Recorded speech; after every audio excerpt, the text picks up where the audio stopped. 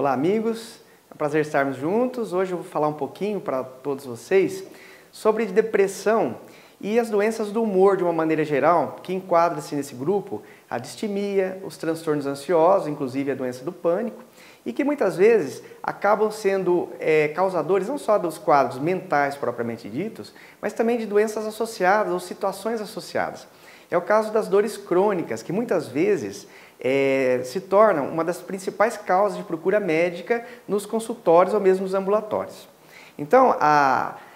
depressão, principalmente, que é o maior representante desse grupo, ela acaba induzindo, muitas vezes, na região frontal, que é a principal região a que surge esse problema no cérebro, é também a região que tem o centro da dor. E, independentemente do quadro psíquico que o indivíduo tem, muitas vezes ele induz que esse centro de dor se perverta, ou seja, modifique esse quadro de controle da dor corpórea. E o indivíduo, a partir daí, passa a exprimir muitas vezes as dores crônicas que acabam acompanhando o quadro de depressão e também dos outros transtornos do humor. Mas, de qualquer maneira, esse quadro doloroso, sozinho, também já representa grande desconforto para os nossos pacientes e os nossos clientes acabam muitas vezes procurando outros profissionais, além do profissional da área de saúde mental. Muitas vezes o profissional deixa de fazer no inquérito dele uma listagem também de sintomas associados que poderiam ter também uma melhora clínica e que através disso traz um conforto maior para os nossos pacientes. Então é importante naquele famoso atendimento preliminar, onde nós vamos ter a primeira consulta, uma anamnese bem feita, a gente fazer um inquérito global do paciente, independente do quadro principal, que é aquele que ele traz no quadro emocional. Mas, a partir daí, estabelecido esse diagnóstico, estabelecido também as manifestações associadas, o caso da dor que nós estamos abordando, nós passamos a ter uma medida mais terapêutica, que vai versar não só sobre o tratamento principal, às vezes com a associação de medicamentos, mas também com outras medidas. Então você pode introduzir para esse cliente a possibilidade do uso de medidas adjuvantes, por exemplo, atividade física, fisioterapia, o uso das terapias associadas como pilates e também outras terapias como yoga, as terapêuticas orientais que hoje já estão incluídas no arsenal terapêutico nosso para manuseio da dor crônica, que é o caso inclusive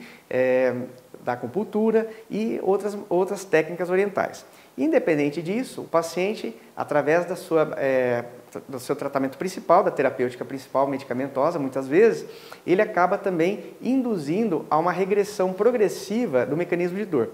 Então, as dores crônicas, muitas vezes, passam a ser tão importantes que muitos pacientes acabam realmente não tendo uma melhora clínica do quadro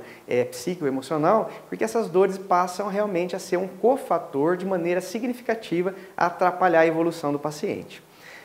Dessa mesma maneira, existem outras situações que a dor crônica também interfere no quadro emocional. É o caso de muitos pacientes da terceira idade que desenvolvem dores crônicas associadas às neuropatias ou mesmo às doenças degenerativas das articulações, que é o caso da artrose, e que passam também a apresentar, a partir de dor crônica, também manifestações depressivas, não só como a depressão clássica, mas também como, às vezes, a distimia, que é uma forma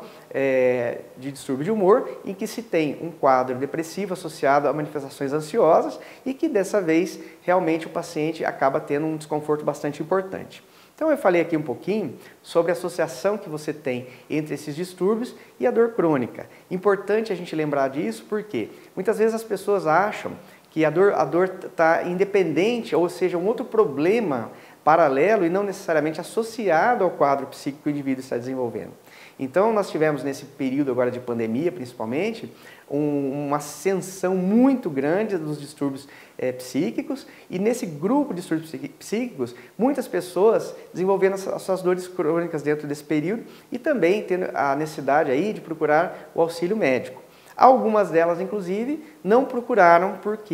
por causa de medo e por causa da dificuldade de ter acesso a profissionais da área de saúde nesse período, acabavam sofrendo por períodos longos, incluindo o processo de automedicação, ou seja, usando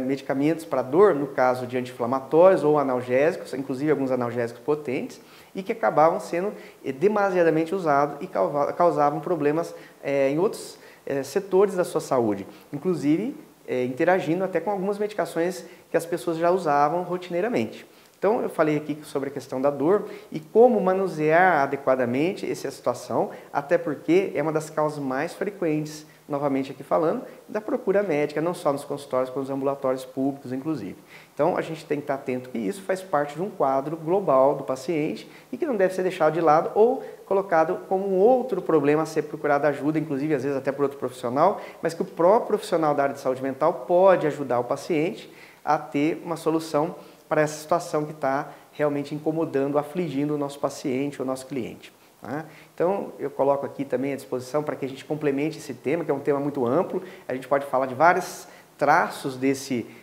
quadro, né, de dor crônica, e que a gente pode estar explorando agora nos nossos próximos programas. Um grande abraço a todos vocês.